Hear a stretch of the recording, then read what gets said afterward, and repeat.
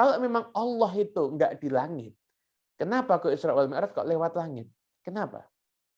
Dari sekian banyak hikmah. Hikmahnya ada banyak. Dari sekian banyak hikmah yang disebutkan di sini oleh Al-Habib Ali bin Muhammad Al-Habsyi, beliau mengatakan karena langit itu iri dengan bumi. Kenapa kok iri dengan bumi? Karena bumi dipijak, ditinggali oleh Nabi Muhammad SAW. Maka langit pun pengen dapat bagian. Karena biar dapat bagian langit tersebut, Allah Ta'ala mi'rajkan Nabi Muhammad SAW sebelum berjumpa Allah Ta'ala, maka itu melewati langit.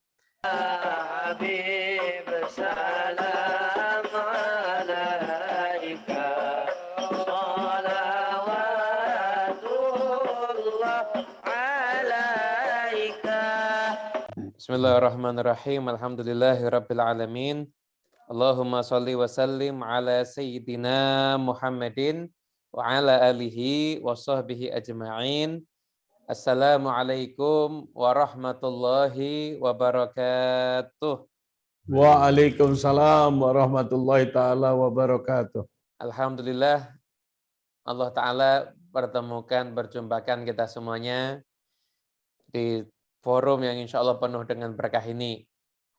Sekalipun jasad kita berada di berbagai macam daerah. Ada yang di Solo, biasanya di Solo, tapi ini lagi, biasanya di Jakarta, tapi ini lagi di Solo ini. Kemudian ada yang di Jerman, ada yang di, ini barusan juga kita Zoom sama Pak Bahtiar juga di Belgia, ada yang di United Kingdom, dan semuanya di daerah-daerah lain, ada yang dari Belanda, dan seluruh penjuru dunia. Masya Allah, kemudahan teknologi ini bisa kita manfaatkan untuk kita semuanya berada di dalam satu frekuensi yang sama, yaitu frekuensi cinta kepada Nabi Muhammad SAW. Sama-sama kita mengkaji tentang bagian-bagian daripada hidup Nabi. Yang mana bagian daripada kehidupan Nabi Muhammad SAW itu adalah bagian yang terpenting untuk kita membekali diri kita untuk bagaimana bersikap dalam hidup ini.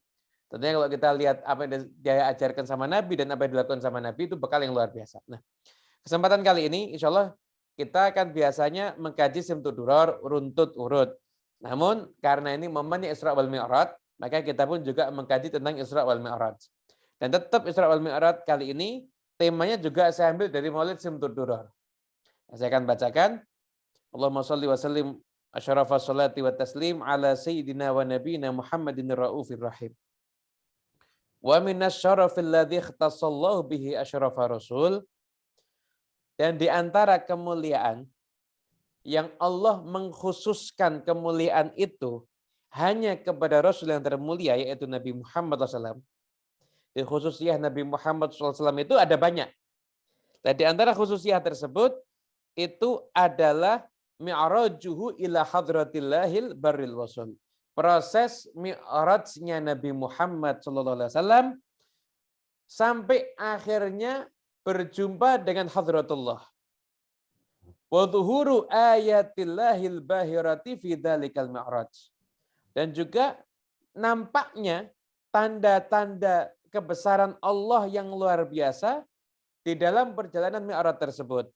Wa tasyarrufus samawati wa man fawqahunna bi isyraqi nuri dzalikas siraj. Dan ini mungkin bagian dari Simtud Duror yang paling luar biasa dan sama-sama kita renungkan. Wa tasyarrufus samawat. Tasyarrafa itu artinya apa? Menjadi mulia. Wa tasyarrufus samawati. Menjadi mulia langit-langit.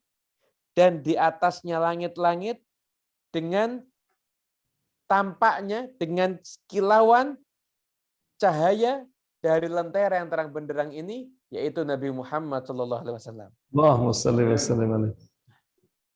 Hadirin yang dimuliakan Allah Ta'ala, saya memulainya dari mana ini? Jadi kalau kita mau kaji Isra wal Mi'raj ini luar biasa. Yang pertama saya akan mulai dulu. Khususiyah yang Allah berikan kepada Nabi Muhammad SAW itu ada banyak sekali. Ada banyak khususnya yang Allah berikan kepada junjungan kita Nabi besar Muhammad SAW. Bahkan Imam Jalaluddin As-Suyuti, beliau itu adalah yang menuliskan tafsir Jalalain, itu beliau punya kitab judulnya Khosaisul Kubra. Khususnya untuk Nabi Muhammad. Itu tebal sekali kitabnya. Banyak sekali khususnya yang Allah berikan hanya untuk Nabi Muhammad. Enggak untuk yang lain. Siapapun enggak ada yang dapat. Termasuk diantaranya ada peristiwa Mi'raj ini. Dan ketika Mi'raj ini, Allah Ta'ala tampakkan tanda-tanda kebesaran Allah Ta'ala yang luar biasa. Dan yang teristimewa lagi, langit itu menjadi mulia karena langit itu dilewati oleh Nabi Muhammad SAW. Allahumma sholli wa sallim alaihi. Hadirin yang dimuliakan Allah Ta'ala, kenapa Isra Mi'raj kalau harus lewat langit? Apakah Allah di langit? Kita Ahlussunnah wal Jamaah. Kita berkeyakinan Allah bukan tinggal di langit. Kenapa? Karena langit itu makhluk. Allah itu Khalik, sang pencipta. Kalau Allah tinggal di langit, nanti sebelum langit diciptakan, Allah ada di mana? Iya kan? Jadi ini Habib Abdullah bin Alawil Haddad, beliau dalam kitabnya mengajarkan caranya kita untuk mengkaji ilmu tauhid harus pakai logika. Orang menyanggah, orang yang mengatakan Allah itu ada di langit, katakan aja begini, langit itu ciptaannya siapa? Allah. Berarti Allah sudah ada sebelum langitnya itu ada. Dan sebelum langit itu ada, Allahnya ada di mana? Kan nggak bisa jawab.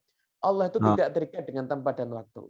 Kalau memang Allah itu nggak di langit, kenapa kok Isra wal Mi'raj kok lewat langit? Kenapa? Dari sekian banyak hikmah. Hikmahnya ada banyak. Dari sekian banyak hikmah yang disebutkan di sini oleh Al-Habib Ali bin Muhammad Al-Habsyi, beliau mengatakan karena langit itu iri dengan bumi. Kenapa kok iri dengan bumi? Karena bumi dipijak, ditinggali oleh Nabi Muhammad SAW. Maka langit pun pengen dapat bagian. Karena biar dapat bagian langit tersebut, Allah Ta'ala mi'rajkan Nabi Muhammad SAW sebelum berjumpa Allah Ta'ala, maka itu melewati langit. Wa tasyarrufus samawati wa man fawqahunna bi isyaratin. Karena ini bagus. Maka menjadi mulia langit. Dan siapapun yang berada di atas langit-langit tersebut dengan cahayanya Nabi Muhammad SAW. Jadi langit aja itu termuliakan karena Nabi. Lalu bagaimana dengan diri kita kalau punya hubungan dengan Nabi Muhammad? Insya Allah pasti akan jadi mulia juga. Jadi kita ini mulia, kadar kemuliaan dari kita ini tergantung bagaimana hubungan kita dengan Rasulullah SAW. Nah, hadirin yang dimuliakan Allah Ta'ala, memang Isra wal Mi'raj itu suatu mukjizat. Untuk memahami mukjizat itu nggak bisa pakai akal, tapi pakai iman. Tapi menggunakan iman. Syekh Syahid Ramadan Al-Buti dalam kitab Fikih Surah yang ada di hadapan saya kali ini, beliau mengatakan sebenarnya mau percaya sama mukjizat itu gampang asalkan orang sudah beriman. Kita ini nggak pernah mempertanyakan mukjizat. Nggak ada di antara kita yang mempertanyakan mukjizat. Nggak ada. Kenapa? Karena kita punya iman. Jadi sekalipun kita dengar kisah tentang Nabi Muhammad SAW, beliau Mi'raj dan sebagainya, lebih daripada itu pun kita akan percaya. Kenapa? Karena kita punya iman. Kita punya iman. Kalau sudah tercantum dalam ayat suci Al-Quran, hadis yang mutawatir, hadis sahih, ya udah itu berarti hak, nyata, ada. Enggak semua yang terjadi di dunia ini harus sesuai dengan akal kita. Akal kita itu jangan kita pakai untuk menjangkau Allah. Allah tuh nggak bisa dijangkau dengan akal kita. Allah itu Khalik, sang pencipta. Akal itu makhluk. Nggak mungkin makhluk itu lebih top. Nggak mungkin makhluk itu lebih hebat dibandingkan yang menciptakannya. Sehingga Anda jangan menuntut akal Anda, semua yang dilakukan sama Allah Ta'ala harus sesuai dengan akal Anda. Nggak bisa. Kita ini hidup bukan cuma dengan akal, tapi harus juga dengan iman. Begitu. Banyak sekali. Syekh Syahid Ramadan Al-Buti beliau pernah menyebutkan bahwasanya ada ulama-ulama, penulis-penulis sejarah tentang Nabi Muhammad SAW yang terkontaminasi dengan pemahaman-pemahaman daripada para orientalis. Jadi ada satu masa ketika itu banyak ulama Islam itu ditawarin untuk memperbaharui paham keislaman. Kenapa? Karena revolusi industri itu di Eropa berhasil. Karena masyarakat bisa memisahkan antara kehidupan dunia dengan agama. Kayak begitu, sekuler. Sehingga akhirnya mereka menawarkan seperti itu. Akhirnya banyak ulama yang terpengaruh. Di sini pun juga disebutkan namanya. Cuma saya nggak akan sebutkan namanya. Ya. Walaupun Syekh Ramadan Al-Buti menyebutkan namanya, tapi saya nggak sebutkan namanya, ada yang takut gonjang-ganjing ini. Intinya, ada beberapa buku sirah itu jangan Anda baca. Ada buku sirah karya Hussein Haikal, judulnya Hayat Muhammad, kehidupan Muhammad, jangan Anda baca itu. Anda cari buku sirah yang lain aja. Yang itu jangan dibaca. Karya Muhammad Farid Wajdi, yang sudah saya baca. Ini masih yang lain nggak saya sebutkan lagi lah. Dua itu aja yang saya sebutkan. Nggak usah dibaca. Kenapa kok nggak usah dibaca? Karena isinya kadang-kadang nggak benar. Jadi banyak tokoh pengen memuji-muji Nabi Muhammad SAW, tapi dengan pujian yang Muhammad adalah seorang jenius. Muhammad seorang pemimpin. Muhammad seorang penakluk. Muhammad seorang panglima. Begitu. Tapi dia mengesampingkan sisi-sisi mukjizat yang ada dalam kehidupan Nabi. Nggak mau dia sebutkan. Jadi dia hanya mau menampilkan Muhammad jenius, hebat, dan sebagainya. Tapi nggak mau menonjolkan Muhammad Nabi dan utusan Allah. Nggak mau. Bahaya itu. Bahaya. Kenapa? Karena keunggulan, keistimewaan Nabi Muhammad SAW itu ada karena beliau itu selalu dikawal wahyu ilahi. Selalu dituntun oleh Allah Subhanahu wa Ta'ala. Begitu. Jadi kita semua ada orang-orang yang beriman bahwa Nabi Muhammad SAW itu ada Nabi dan utusan Allah Ta'ala, maka apapun yang terjadi dalam kehidupan beliau, maka itu adalah merupakan suatu gunun, suatu aturan daripada Allah Subhanahu Wa Ta'ala, dan pasti ada hikmahnya. Di antara hikmahnya, mengapa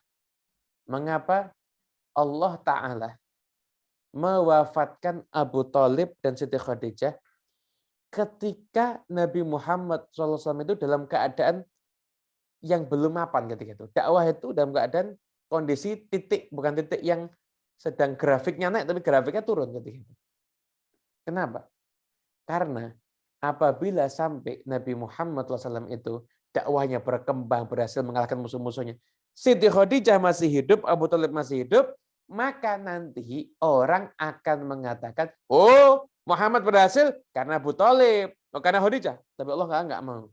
Allah Ta'ala akan tunjukkan, Nabi Muhammad berhasil. Kenapa? Karena beliau seorang Nabi dan beliau itu adalah utusan Allah Subhanahu Wa Ta'ala. Bukan karena siapapun juga. Itu hikmahnya. Maka di saat-saat Nabi SAW itu sedang, mungkin grafik dakwah itu beliau itu lagi dalam kondisi payah-payahnya ketika itu. Setelah ditinggal Khadijah, ditinggal Abu Thalib, kemudian setelah itu beliau di Taif, dilempari. Bahkan beliau mengatakan ada hari yang paling buruk dalam kehidupan beliau itu ketika hari terberat, ketika dilempari tersebut. Makanya ketika perang Uhud itu berat. Tapi Nabi SAW ketika perang Uhud, tapi nggak menganggap itu lebih berat dibandingkan apa yang beliau alami ketika proses beliau itu dakwah di Taif. Dakwah di Taif itu lebih berat bagi Nabi Muhammad SAW ketika itu. Lebih berat ketika itu. Dan seperti itu maka terjadilah peristiwa Isra wal Mi'raj. Jadi Nabi SAW itu adalah beliau seorang Nabi pasti punya mukjizat. Bahkan hadis yang menyatakan air yang keluar dari jari jemari Nabi Muhammad SAW itu hadisnya sampai derajat mutawatir. Di sahabat itu yang lihat periwayat hadis ini itu mutawatir. Bayangkan, Imam Bukhari ngeriwayatkan di kitab wudu. Imam Muslim di kitab Fadhail. Imam Malik di Muwatta'nya di kitab Thaharah. Dan semua ahli hadis meriwayatkan dengan jalur yang berbeda-beda. Jadi nggak mungkin mereka sepakat bohong, itu nggak mungkin. Saya kasih contoh. Di dekat kota Solo itu ada gunung. Nama gunung nggak usah disebut. Gunungnya dekat dari Jogja, dari Magelang, dari Boyolali, dari Klaten, dari Solo. Gunungnya dekat dari itu semuanya.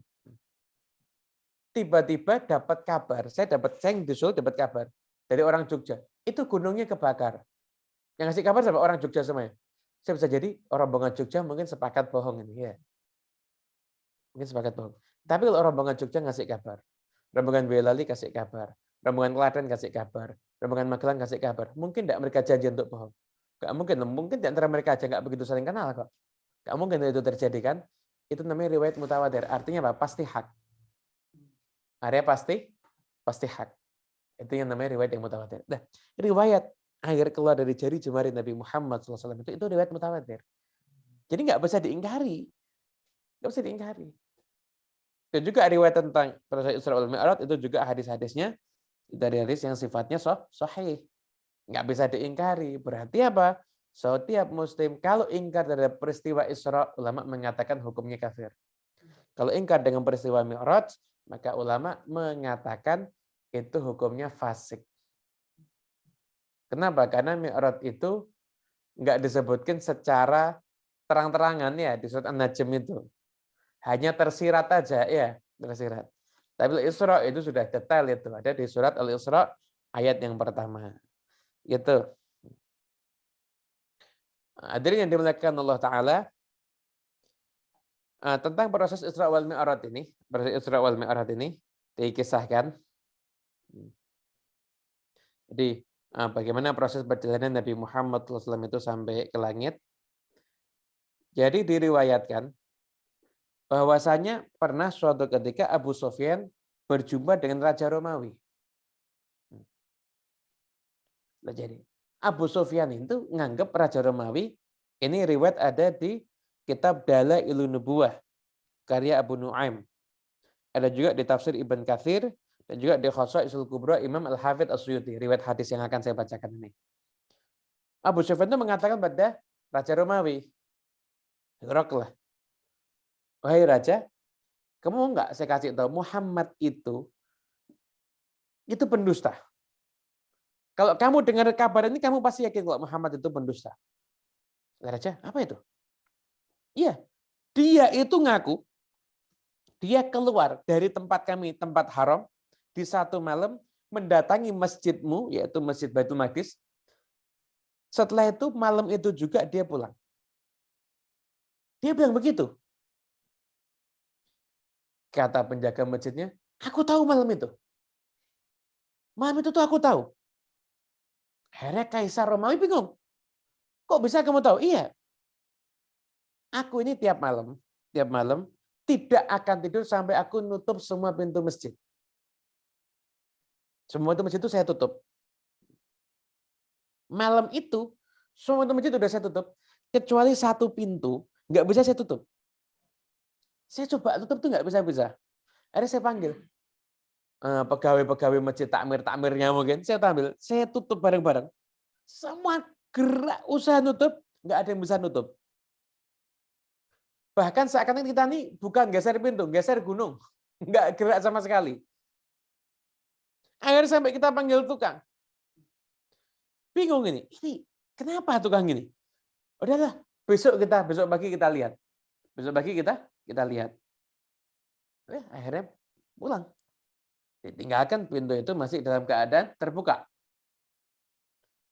Pagi hari datang ke sana, ternyata dia lihat batu yang ada di depan masjid itu batunya sudah berlubang dan di situ ada bekas ngiket hewan tunggangan.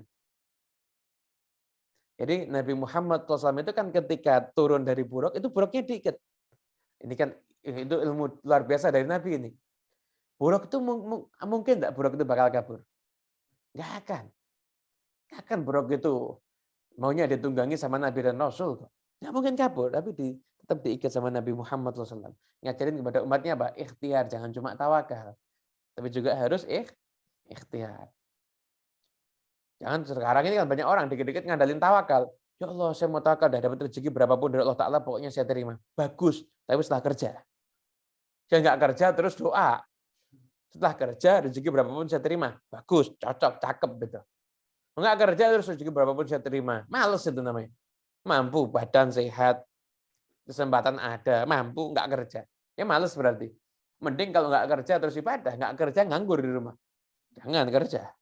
Seorang laki itu harus kerja, harus jadi pemimpin rumah tangga yang bertanggung jawab.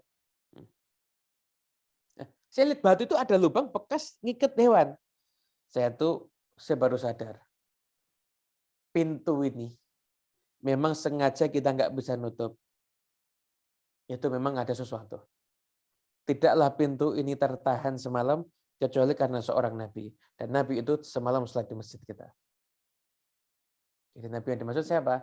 Nabi Muhammad Sallallahu Alaihi Wasallam. Ketika Nabi SAW itu sampai di Baitul Maqdis dan berjalan Isra wal Mi'raj, maka semua Nabi sudah mendatangi beliau. Sudah menunggu kedatangan beliau. Maaf. Semua Nabi sudah menunggu kedatangan beliau. Sampai Nabi Muhammad SAW datang, maka malaikat Jibril yang adzan. Dan ketika itu, ketika malaikat Jibril adzan, maka mereka nunggu siapa yang akan jadi imam. Saat itulah malaikat Jibril memohon kepada Nabi Muhammad SAW untuk memerintahkan Nabi Muhammad SAW menjadi imam. Dan malaikat itu tidak akan berbuat apapun juga kecuali karena perintah Allah Ta'ala. Wa ma natanazzalu illa bi amri rabbik. Kami tidak akan turun kecuali dengan perintah Tuhanmu. Apapun yang kami lakukan karena perintah Allah Ta'ala. Allah Ta'ala memerintahkan agar Nabi Muhammad SAW itu menjadi imam. Sebagaimana Rasulullah SAW itu menjadi imamnya para nabi di dunia, beliau juga akan menjadi imamnya para nabi nanti ada di akhirat. Beliau bersabda, "Idza kana yaumul qiyamah kuntu imaman nabiyyina wa sahiba syafa'atihim." Ketika nanti datang hari kiamat, aku adalah imamnya para nabi dan aku adalah pemberi syafaat kepada mereka. Rasulullah sallallahu alaihi wasallam. Dikatakan dalam qasidah, faqdum fa anta liman siwaka imamu. Majulah engkau Muhammad. Kenapa? Karena engkau adalah imam untuk siapapun selain engkau ya Rasulullah. Itu proses yang terjadi ketika ada di Baitul Maqdis. Sampai akhirnya naik langit pertama, jumpa dengan Nabi Adam. Alur kisahnya nanti Anda bisa cek di YouTube saya, Ustadz Muhammad Al-Habsyi.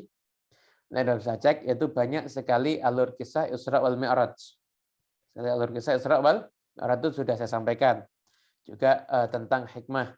Kenapa kok Nabi SAW itu ketika ada minuman yang ditawarkan, riwayat minuman ini macam-macam ya, ada beberapa macam riwayat ya. Ada yang mengatakan air, arak, kemudian susu, lagi madu, arak, susu, macam-macam. Intinya ada 4 yang ditawarkan. Air, arak, madu, susu. Air, arak, madu, susu. Kenapa kok 4 ini? Karena 4 ini sungai yang ada di surga. Ada sungai dari arak, ada sungai dari madu, ada sungai dari susu, ada sungai dari air yang jernih. Itu yang ditawarkan. Tapi ketika itu Nabi Muhammad SAW yang dipilih itu susu. Kenapa kok milih susu? Kalau saya terangkan di sini nanti ulang lagi. Sudah saya jelaskan di acara yang barusan itu sama teman-teman dari Belgia. Hikmahnya luar biasa sekali. Kenapa kok susu yang dipilih itu banyak hikmah yang terkandung di sana. Kita lanjut lagi. Sampai akhirnya di langit yang pertama jumpa dengan Nabi Adam alaihissalam. Nabi Adam itu lihat kanan, beliau itu senyum. Lihat kiri, nangis. Lihat kanan, lihat umatnya yang selamat. Nengok kiri, lihat umatnya yang enggak selamat. Beliau nangis. Sampai langit kedua, ketiga, keempat. Bahkan tidak ada satu langit pun yang dilewati sama Nabi Muhammad SAW kecuali mereka menyambut marhaban, menyambut Nabi SAW. Bahkan sambutan itu bukan cuma ketika naik ternyata, bahkan ketika turun pun juga disambut. Dan yang unik, saya baca dari kitab Surah Subulul Huda Warasyad, ketika Nabi SAW itu turun dari Mi'raj itu, para malaikat yang berjumpa dengan Nabi itu mengatakan, mur ummataka bil hijamah. Perintahlah umatmu untuk pekam. Hijamah. Perintahlah umatmu untuk hijamah, untuk pekam. Itu terjadi ketika turun Mi'raj Nabi Muhammad SAW. Jadi sambutan bukan hanya ketika Nabi naik, bahkan ketika Nabi turun pun juga disambut terus. Sampai langit yang ke-6 berjumpa dengan Nabi Musa alaihissalam. Nabi Musa alaihissalam. Ketika Nabi Musa lihat Nabi SAW berjumpa dengan Nabi, ketika Nabi SAW itu mau jalan, Nabi Musa nangis. Nangis Nabi Musa. Kenapa kok nangis? Iya saya nangis. Ini anak muda diutus setelah aku, umatnya yang masuk surga lebih banyak dibandingkan umatku. Itu menjadi sebab nangisin Nabi Musa. Bayangkan, masa diutusnya Nabi Muhammad SAW itu paling singkat di dunia. hanya 23 tahun. Nabi yang lain kan panjang. Nabi SAW itu diutus ke seluruh alam, itu 23 tahun. Tapi nanti penghuni surga ada 120 sof. Yang 80 sof itu dari umatnya Nabi Muhammad SAW. 40 dari total semua umat Nabi selain Nabi Muhammad SAW. Jadi 2/3 penghuni surga ya. Penghuni surga itu dari umatnya Rasulullah SAW. Sampai akhirnya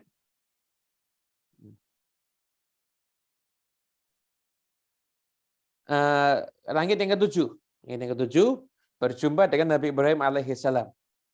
Nah, di situ Nabi SAW itu mensifatkan Nabi Ibrahim itu, aku nih cucunya yang paling mirip dengan beliau. Dia tuh Nabi Ibrahim itu tampan sama seperti Rasulullah SAW karena kakeknya Nabi Muhammad SAW. Itu Nabi Ibrahim mengatakan, ya Muhammad akri ummataka minni assalam. Muhammad sampaikan kepada umatmu salam dari aku. Sampaikan kepada mereka, surga itu tanahnya bagus. Airnya itu tawar lezat. Dan itu ada lahan-lahan. Dan tanaman-tanamannya di surga itu apa? Subhanallah, walhamdulillah, wala ilaha illallah, wallahu akbar. Subhanallah, walhamdulillah, wala ilaha illallah, wallahu akbar. Nah, itu berarti ini anjuran apa? Kita nih kalau kepengen masuk surga, siapkan tanaman dulu yang banyak. Anda kalau nanam di dunia repot apa enggak? Repot. Nanam di dunia, waduh repot itu. Gali dulu sedikit. Kasih bibit, tutup, sirami. Belum tentu tumbuh. Tapi Anda bisa punya kebun di surga. Gimana caranya? Ucapkan subhanallah, walhamdulillah, wala ilaha illallah, wallahu akbar. Subhanallah. Satu kebun di surga. Walhamdulillah, wala ilaha illallah, wallahu akbar. 2 kebun di surga. Subhanallah, walhamdulillah, wala ilaha illallah, wallahu akbar. 3 kebun, 3 tanaman di surga, 3 pohon di surga. Banyak. 1 kebun di sana tadi. 3 pohon di surga berarti. Dengan kita membaca subhanallah, walhamdulillah, wala ilaha illallah, wallahu akbar, kita mendapatkan 3 kebun ada di surganya Allah Ta'ala. Nabi Ibrahim tadi mengucapkan salam sama kita, maka kita balas juga salamnya. Ala Sayyidina Muhammad SAW wa ala Sayyidina Ibrahim afdhalus salati wassalam. Kita ucapkan salam balik untuk Nabi Muhammad dan untuk Nabi Ibrahim alaihissalam. Sampai akhirnya itu Nabi Ibrahim di langit yang ke-7. Setelah itu, beliau Rasulullah SAW itu lanjut naik ke Baitul Ma'mur.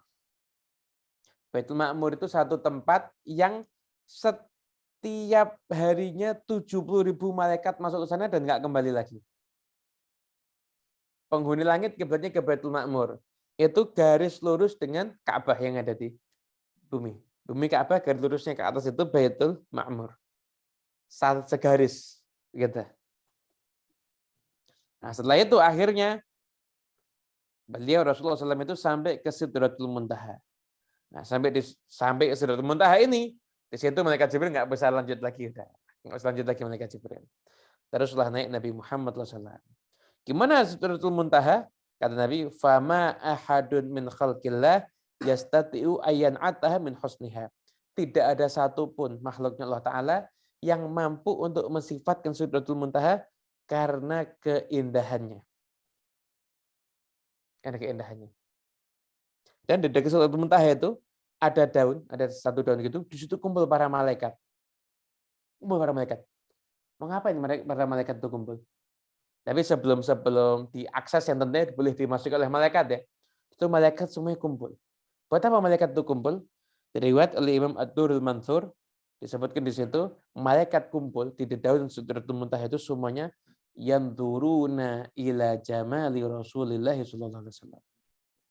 Mereka berkumpul kenapa? Karena ingin melihat keindahan wajahnya Nabi Muhammad SAW. Bahkan ketika Nabi SAW sudah berjumpa dengan Allah Ta'ala, proses kembalinya Nabi SAW, itu wajah Nabi itu memancarkan cahaya dari Allah Subhanahu Wa Ta'ala. Malaikat itu ingin mendapatkan pantulan dari cahaya Allah Ta'ala lewat cahaya yang ada di wajahnya Nabi Muhammad SAW. Malaikat pun berkumpul, kenapa? Mau mengambil sesuatu dari Rasulullah Sallallahu Alaihi Wasallam. Nah itulah keistimewaan Nabi SAW itu ketika Isra wal Mi'raj. Kalau Umatnya Nabi Sulaiman aja, Asif bin Barkhaya, mindahkan singgasana Bilqis, ana atika bi qabla yartadda ilaika tarfuk. Aku bisa datang ke singgasana Bilqis sebelum mata sempat berkedip. Kalau murid Nabi Sulaiman aja mampu, apakah Allah nggak mampu memperjalankan Nabi Muhammad SAW ke Baitul Maqdis sampai berjumpa dengan Allah Ta'ala dengan waktu yang sangat singkat? Kalau hanya murid Nabi Sulaiman loh, mampu kok. Apalagi Allah Subhanahu wa Ta'ala. Makanya untuk urusan ini, pakai iman kita, yakinilah bahwasanya terjadi di malam yang para ulama beda pendapat. Ya, ada yang bilang 27 Rajab ataupun ada yang bilang yang lain. Tapi nggak penting perbedaan pendapat itu. Yang terpenting terjadi Isra wal Mi'raj. Dan di sini kita semua berkumpul untuk mengambil pelajaran dari Isra wal Mi'raj. Bahwasanya kedudukan tinggi Nabi Muhammad SAW itu diperoleh bukan dengan gratis, tapi setelah beliau berusaha, berjuang, dan ketika beliau itu sudah doa, ketika di Taif kan doa beliau, doa luar biasa, ya Allah, ngeluhkan siapa? Ngeluhkan dirinya. Terus itu mengatakan, ya Allah, kalau semua yang terjadi dalam kehidupanku ini sampai diboikot di Mekah, dilempari Taif, bukan karena engkau marah kepadaku, ya Allah, maka aku nggak peduli. Ketika Allah Ta'ala memberikan hadiah Isra wal Mi'raj, menunjukkan bahwa wahai Muhammad, yang kamu alami, susah yang kamu alami di dunia, bukan karena Allah meninggalkan Nabi Muhammad, tapi karena sunnatullah. Setiap orang yang dicinta Allah Ta'ala, yang berjuang untuk Allah Ta'ala, berjuang untuk Nabi Muhammad, pasti akan mendapatkan ujian. Dan ujiannya hanya sementara. Setelah itu kemuliaanlah yang akan abadi selamanya. Wallahu a'lam bishawab.